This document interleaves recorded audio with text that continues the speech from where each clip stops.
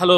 இந்த பதிவு பார்த்துட்டு யாரும் டென்ஷன் ஆகாதீங்க. அதாவது டிவிகே ஃப்ரெண்ட்ஸாக இருக்கட்டும், விஜய் ஃபாலோவர்ஸாக இருக்கட்டும், இது வந்து ஹெல்ப் பண்ணுறதுக்கும் அப்படிலாம் ஒன்றும் இல்லை.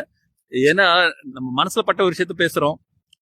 அதனால வந்து நமக்குள்ள இருக்கிற சகோதரத்துவம் வந்து கெட்டு போகக்கூடாது. ஏன்னா தமிழ்நாட்டை வாழ்கிற எல்லாரும் வந்து என்ன கூட பிறந்த சொந்தங்கள்.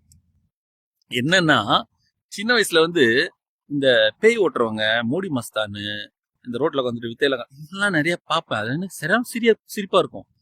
பயங்கரமா பயமுடுத்துவாங்க. உங்க வீட்டுல பேய் இருக்கு, உங்க புருஷன் மேல பேய் இருக்கு, பொண்டாட்டி மேல பேய் இருக்கு, உங்க வீட்டுல பேய் இருக்கு அப்படின்னு.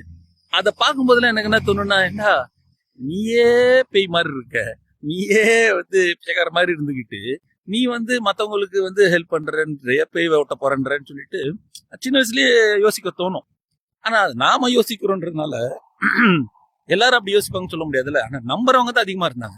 அதை நம்பி அவங்களுக்கு பயந்து காசு கொடுத்தவங்களும் இருக்கட்டும், நிறைய விஷயங்களை இழந்தவங்க தான் நிறைய பேர் இருக்காங்க. சரியா? இதே தான் இப்ப நடக்கிற மாதிரி எனக்கு தெரியுது. ஏன்னா இப்போ விஜய் சார் பாக்குறேன், மீட்டிங்ல வராரு, அது தூய சக்தி, இது தூய சக்தி, நாட்டுக்கு எடுத்துட்டாங்க, அது பண்ணிட்டாங்க, இதை பண்ணிட்டாங்கன்னு அப்படியே மக்களை வந்து அப்படியே அப்படியே சொல்லும் போது மக்கள்லாம், ஓ இவர் தான் இதுல இருந்து நமக்கு வந்து விடிவு காலம் வரப்போகுது போல இருக்கு, இவர் மூலமா தான் வந்து இதுல இருந்து நம்ம வெளியில வர போற போல இருக்குன்ற மாதிரி ஒரு ஸ்பீச். சரியா? சரி, ஓகே. ஆனா இதே வந்து இந்த என்ன சொல்றது, அந்த சட்டமன்றமா உள்ள உட்காந்து எல்லாரும் எம்எல்ஏ எல்லாம் பேசுவாங்கல்ல, சரி, அதுல பாத்தீங்கன்னா முன்னாடி உதயநிதி ஸ்டாலின் வந்து பேசுறாரு, அவர் பேசுறாரு. ஆனா அங்க இங்க சைலண்டா இருக்காரு. ஏன்னா இப்போ பேய் மூடி மஸ்தான் வேலை எல்லாம் காட்டுறவங்க வந்து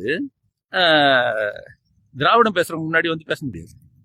அவங்ககிட்ட பேசும்போது என்ன ஆகும், அவங்க கேட்குற கேள்விக்கு துண்டாக்கான துணியக்காரன் தான் ஓடுவாங்க.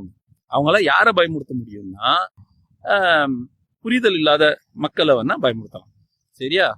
அதே மாதிரிதான் இது எனக்கு பழுது. வெளியில வந்துட்டு நம்ம மீட்டிங்ல நீங்க பேசுறாரு, இதே வந்து முன்னாடி உதயநிதினு பேசும்போது அங்க சைலண்டா இருக்கக்கூடாது, நீங்க அங்கேயும் பேசணும்ல.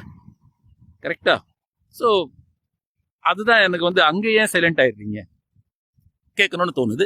மற்றபடி வந்து நான் அவருக்கு அகைன்ஸ்ட் இல்லை. இப்போ அவர் வந்து டைம் வேணும், அவர் நிறைய அரசியல் கற்றுக்கணும். கற்றுக்கிட்டு அவர் வந்து நிறைய நல்லது செஞ்சு காட்டிட்டாருன்னா சொல்லுவீங்க. இப்போ தானே வந்திருக்காரு, அதனால தான் நானும் இதெல்லாம் பேசக்கூடாதான் இருந்தேன். ஆனால் இப்போ அவர் பேசுறதுனால தான் நாம பேச வேண்டியதா இருக்கு. சரியா? அவர் வந்து செஞ்சு காட்டிட்டு, சாதனைகளை செஞ்சு காட்டிட்டு அப்புறம் அவர் பேச தேவையே இல்லை. மக்களே அவருக்கு சப்போர்ட்டா பேசுவாங்க, நானே அவருக்கு சப்போர்ட்டா பேசணும். அந்த டெவலப்பர் பையன் நமக்கு என்ன, தமிழ்நாடு வாழணும், வளரணும், அவ்வளவுதான்.